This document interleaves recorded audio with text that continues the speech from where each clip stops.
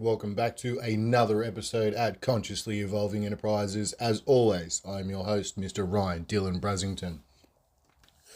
So, ladies and gentlemen, I was having a dinner with friends.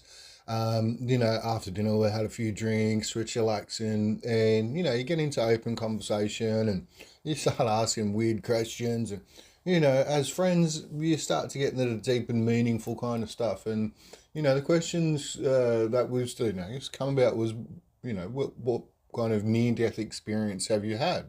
And if that was a near death experience, do you think your alter reality at that time, or in a multi world or a multi planet, do you think that you actually passed away in that moment, and in this reality you got to live, or vice versa, you might have passed away here and continue to live, so you get into this kind of like deep conversation about alter realities, and you passing away in this one, or near death experience here, resulting in a death in an alternate universe, or a death here and you just continued to live, but you didn't realize you've already changed universe type thing. Anyway, that was the conversation we're having.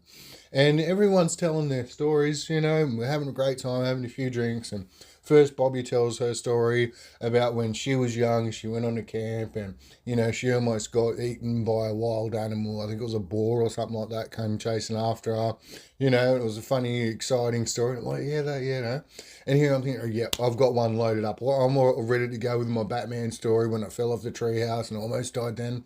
But as everyone continued to tell their story, then it went to Steve, and Steve was telling a story about when he was young, in his teens, and he went abseiling, and some rocks fell off the mountain and almost got him. And he said in that moment he had, his life flashing before his eyes. And, as other people continued to tell the stories, you probably had the experience yourself. The story that you had prepared changes because you're being reminded of when you're young, and you're having flashbacks of your own experiences, other people telling their stories. So you're like, oh, yeah, that reminds me of when. That reminds me of when, as other people are telling their stories. It goes to Mel next, and then Mel tells a whole story about, when she was a teenager, she drank too much and, almost passed away, pretty much to the point of intoxication. You can't move in bed, you vomit type thing, yeah. And that was her thing. And then it's continued on. A few other people told their story, and in my head, I'm thinking, yeah, I'm having flashbacks myself about a time when I went on a camp and I was abseiling, but it was an indoor thing. And, anyways, I'm like, all right, should I tell this story as it's kind of coming to memory still? It's like coming to me, and I'm like, yeah, I might tell this one as it's coming to me.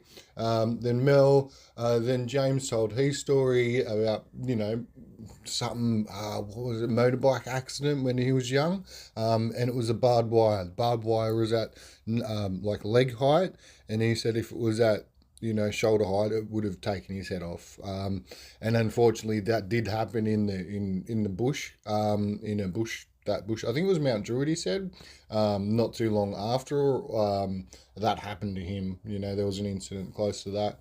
And then the one before me, it was a recent story about when Neil was telling this story about when, boyfriend, girlfriend went on a bushwalk, and they almost trot on spikes that someone had purposely set up in Budai National Park.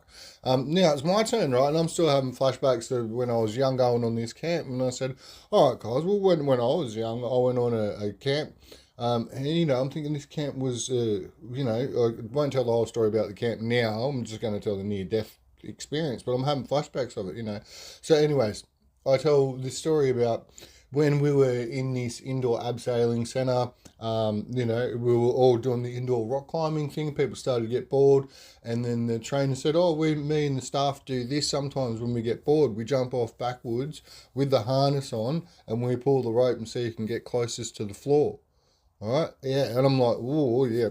So, anyways, gets around, we're all having a joke, jumping down, jumping around, and then, anyways, I jump up and I'm up the top of this railing with the harness on, and I drop back, and as I drop back, I remember just falling backwards, going back, and then it's getting closer. I know the ground's coming, and then boom, and just for a second, your eyes black out, and you black out, and then same for myself. My life flashed before my eyes in those moments. I remember only being a young fella at 16.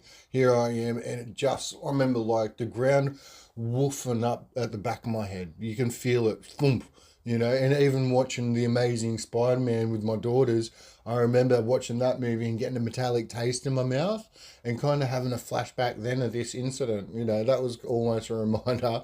And then I said that to the guys when I was telling the story at the time too. I said, I remember that time as well. I had this metallic taste in my mouth, like blood almost, but it wasn't like there's nothing in my mouth, but come to eyes open. Whoa, that was really crazy. Oh my god, man, I can't believe how almost got.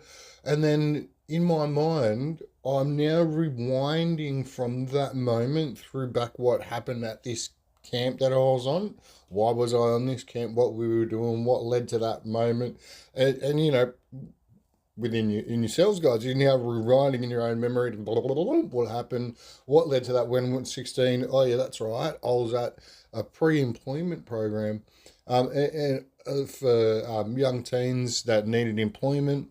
And anyways, I'm still like, you can hear it jitter in my voice because I'm still jogging my memory. And the same at this gathering, I said, "Oh, good story." We all had a laugh and a giggle. My mind's still like, "All right, I've got to go home and write some of this down because, like, this is coming back to memory now. Like, wow, what was this experience? What was this camp?" That's right. So I come home and I've jotted down a few notes just to jog my memory, and I'm now thinking, yep, that's right. This was a pre-employment program for young teens to go on for a 7-day camp where not only were they tested for their intellectual skills, their physical ability, but they're also tested for their psychic abilities as well. I remember that. And also their ability to conform to a routine, a roster, or to say employment, that routine of getting up, going to work, doing your thing, coming home.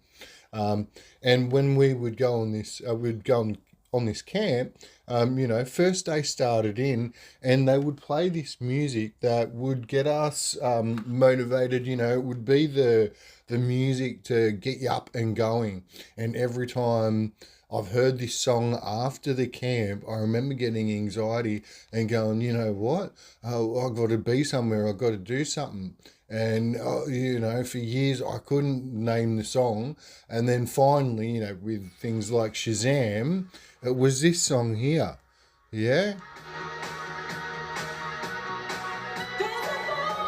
And they would play this every time they needed us to get into that mess hall, to get up in the morning, to go and have showers. Every time there was lunch, breakfast, morning tea, they would play this song, right?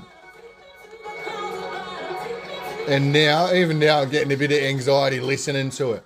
And I remember for years after listening, when I would hear this song, I would be getting anxiety thinking, I've got to be somewhere, I've got to be doing something important, And now that I think back, it was inspired or, mind programmed through this camp that I was on.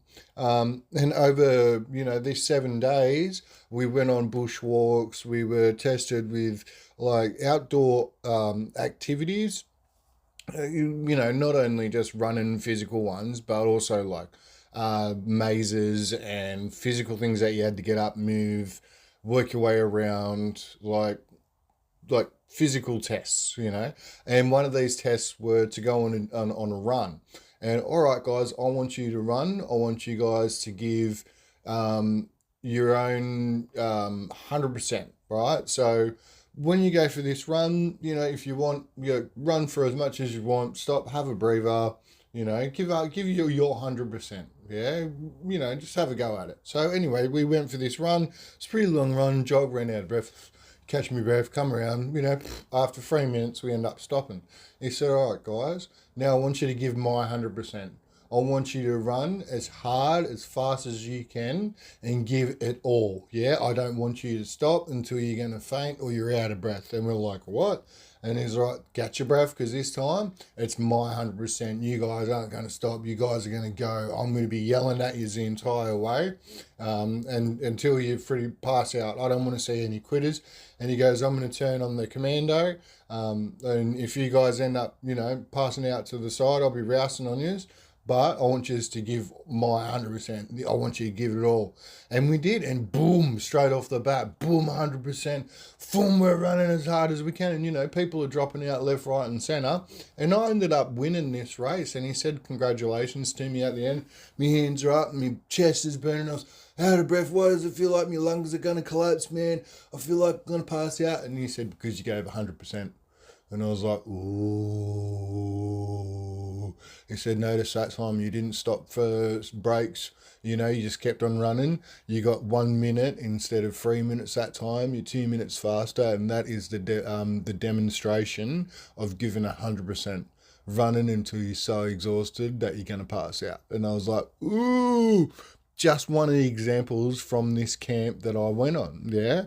And I'm still having flashbacks thinking, this friggin' camp was a mind program camp. Would wake up listening to this song every single morning before lunch, before breakfast, before we had dad showers, and the mess hall games, then going inside one of the program days. We'd be guessing different types of cards.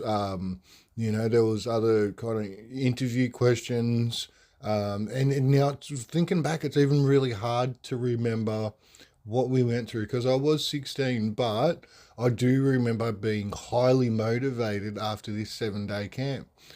Completed it, got the certificate, and, everyone congratulated me afterwards. And every time this song played, I couldn't help myself but have the need to get up, go and do something important. I've got to be somewhere. I've got to go and give my 100%, because that's what's needed right now. Every time I would hear this song. Every time. So, ladies and gentlemen, I wanted to share that story with you guys, because not only was it a near-death experience on that camp, where maybe in an alternate reality another life took place, or unfortunately went to place. But anyways, I wanted to share that story because, like I said, it was a bit of a flashback.